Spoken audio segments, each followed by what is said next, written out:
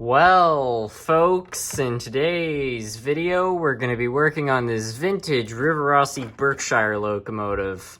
I was sent this locomotive from Fish and Other Stuff a while back, and anyway, I don't entirely know what is wrong with it. All I remember is that when I put it on the track, it did not start at all for some reason. So we're going to try to figure out what is wrong with this thing, and hopefully by the end of this video, we'll have this fine locomotive running once again. Anyway, let's get started. So we've got the locomotive all set up on the track, and what we're going to try doing is we're going to try diagnosing the problem. So we're going to give it some power here, and what we can already see is there is zero current draw, which means this thing is not picking up any power. And it could be an electrical problem of some kind. I don't entirely know what's going on with it. You can kind of see every so often that there's a little bit of light coming from there, so the thing is picking up power to some extent, just not doing great at it, so I don't know. I'm sure we can figure out whatever's going on with it though. Alright, let's get started here. I've done this once before. I can't remember exactly what screws need to be removed, so we're just going to go ahead and start removing some screws, and hopefully they're the right ones. So we'll begin with this one. Alright, so there's one. Take that out.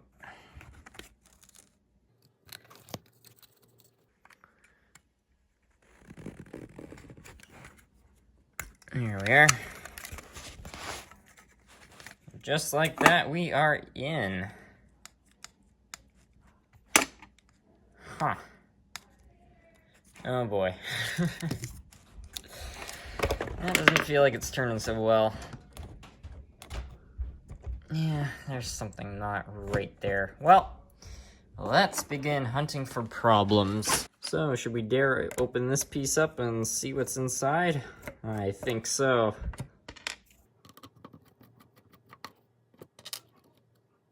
Huh. Well, that doesn't seem bad, actually. That's... Huh. Bit of grease and stuff in there, but yeah, this part's all fine. What I'm curious about though is the motor. It doesn't feel too bad. I mean, that doesn't mean there's nothing wrong with it, but that all seems in check. Why don't we have a look down here, see if we can find anything that could be the matter with it.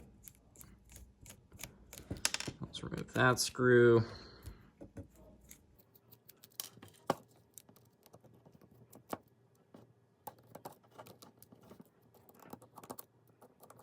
None of this really looks that bad. There's the worm gear. Huh. So I've just figured out a potential reason why this might have not been turning properly. First of all, this bolt right here was super loose. It was like out here. And also this rod was bent, which is probably not a coincidence. I suspect it was hitting it, and it was probably causing this to not work properly. But in any case, I lubricated the whole thing, and I got that whole thing corrected. And you can see it turns just fine. So yeah, I'll call that a success. It's even turning the gear inside, which is good.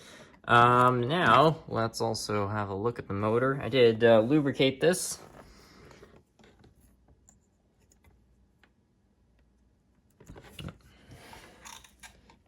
A little bit more juice there. Yeah, this thing is fine. Let's listen to that. So, I think that's ready to go. So, yeah, we'll reassemble it. I'll get everything else that needs to be lubricated, although there isn't too much. And yeah, hopefully this thing will start. I don't know exactly what could be causing the electrical problems. That might have to do with the tender, because so far I haven't spotted anything off here.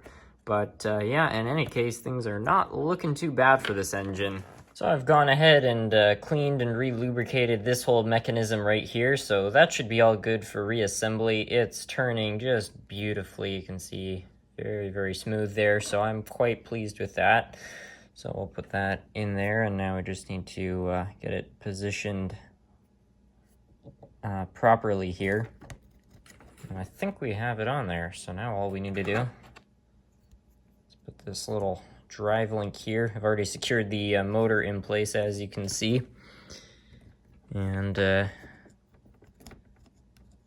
yeah, okay, so before I could not turn this, and now you can see I can turn this pretty easily with my hands, so I've got a lot more confidence that this is going to work all right. Now let me get those screws in, and we should be in business. All right, so all of that's looking good, so we're gonna try to get the shell on now. There we go. Now I just need to get those little details there to clip back in.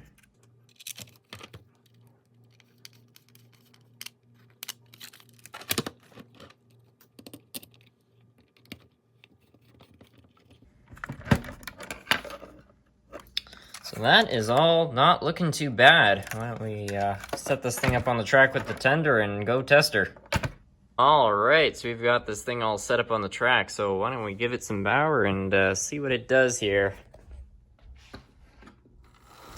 Hey, look at that. Well, I'm pretty pleased with that. That's running great, look at it. All it needed was a little bit of cleaning, some lubrication, and that rod bent back, and well, it's running like a champ. Look at that. All right, well, that's pretty good. Anyway, let's see, will it do lower speeds? Current draw is not too bad there. Let's try slowing it down there. It's fairly quiet too, which is something I'm happy about. Yeah, you know, for a 3-pole, that's not bad right there. Oh, it just cut out.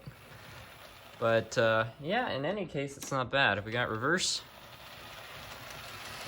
Yeah, that's fine in reverse, too. So, yeah, that's pretty good. I'm very pleased with that. Anyway, I think that's going to be it for today's video. I really hope you all enjoyed. I want to thank Fish and Other Stuff for sending this nice locomotive. It really was quite a pleasure to work on. And yeah, just a great looking locomotive, and I'm very impressed with how well it runs. Anyway, with that, I want to thank you all so much for watching.